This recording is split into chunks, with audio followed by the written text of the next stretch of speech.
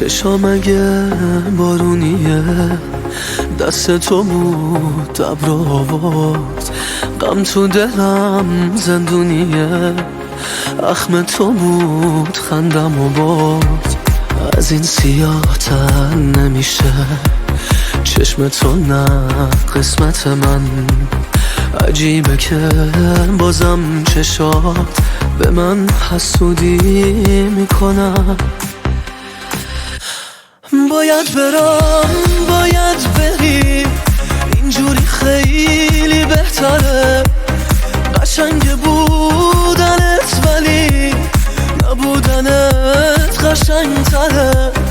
از سال و دیگه بینمون یه خط فاصله بذار، وقتشه که بری ولی خاطرهامو پس بیار.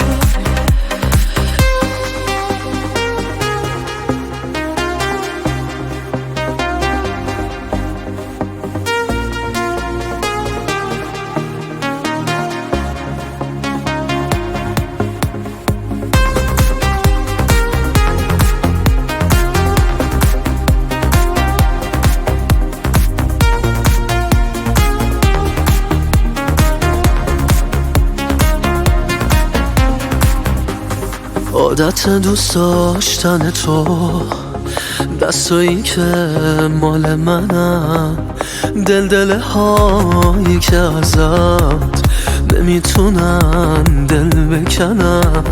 از روی عادت نه عشق، اگه چشام هنوز تره، نیستی ببینی زندگیم بی تو چقدر قشنگ تره.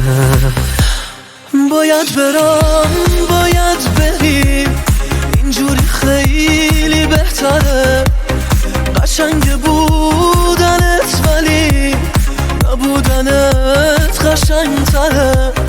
از سال و دیگه بینمون یه خط فاصله بذار، وقتشه که بری ولی خاطرهامو پس بیار.